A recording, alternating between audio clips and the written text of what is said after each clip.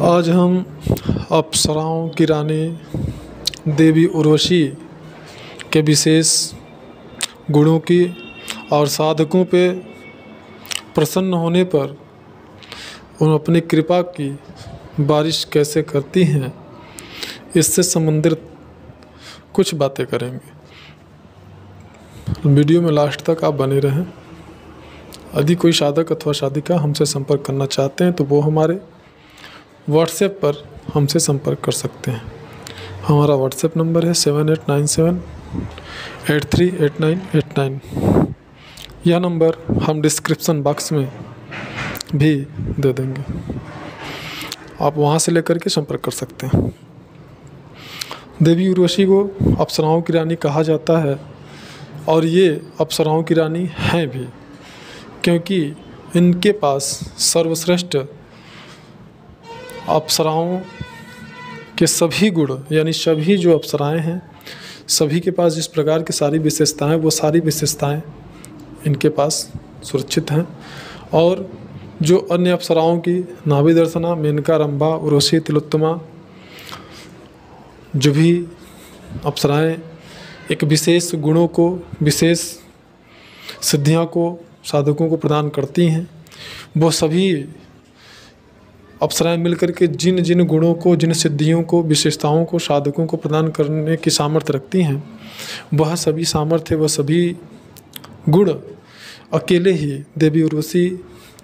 अपने साधक को प्रदान करने की क्षमता, सामर्थ्य रखती हैं। अगर आप सुंदरता की बात करेंगे तो सबसे खूबसूरत और सबसे, आप कह सकते हैं कि सभी अप्सराओं में सर्वश्रेष्ठ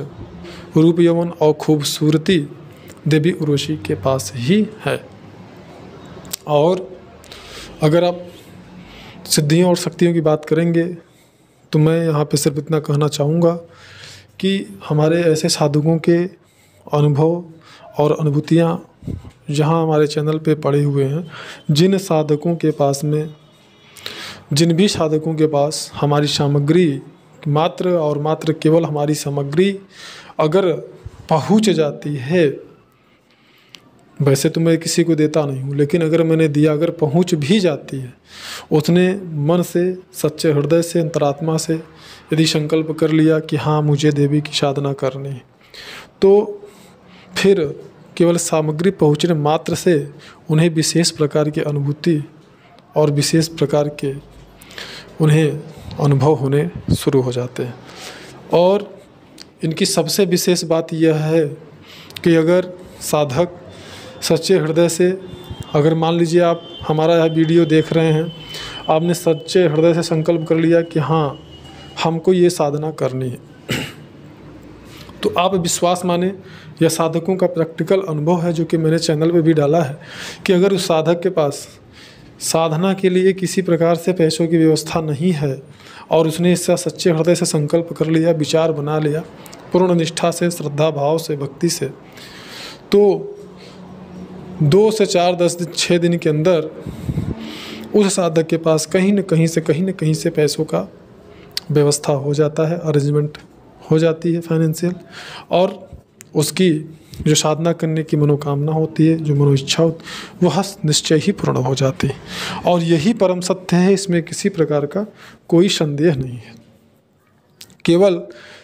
सच्चे हृदय से अगर उसने विचार कर लिया कि हाँ मुझे करना है, तो फिर इस प्रकार की चीज़ें होना शुरू हो जाती। साधना काल में यदि साधक की कोई काम अगर उसका रुका हुआ है, पैसा उसका कहीं फंसा हुआ है, या इस प्रकार की कोई विशेष प्रकार की अड़चन है या दिक्कत है जो कि काफ़ी लंबे समय से साधक के जीवन में चली आ रही है,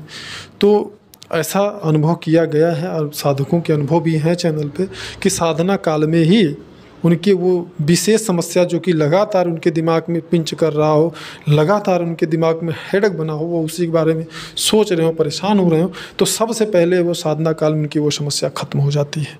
और ये जिन साधकों के साथ हुआ है उनका अनुभव चैनल पर जरूर डाला गया है, आप जा कर के सर्च करके देख सकते। साथ ही साथ जब साधक इनकी साधना प्रारंभ करता है तो वह स्वयं के अंदर, खुद के अंदर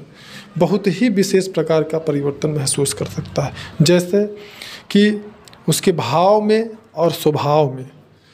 उसका जो भाव होता है आंतरिक मन स्थिति, और उसका जो स्वभाव होता है यानी कि जो सांसारिक व्यवहारिक दृष्टिकोण होता है, किसी के साथ हम किस प्रकार का व्यवहार करते हैं उसमें, और हमारे मन में जो काम क्रोध मद लोभ मोह मत्सर इत्यादि जो ये चीज़ें होती हैं, जो अवरोध होते हैं,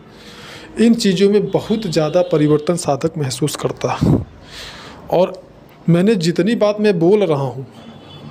आप इन सभी से संबंधित प्रैक्टिकल अनुभव हमारे चैनल पे पड़े हुए हैं, आप उनको निश्चित रूप से देख सकते हैं और समझ सकते हैं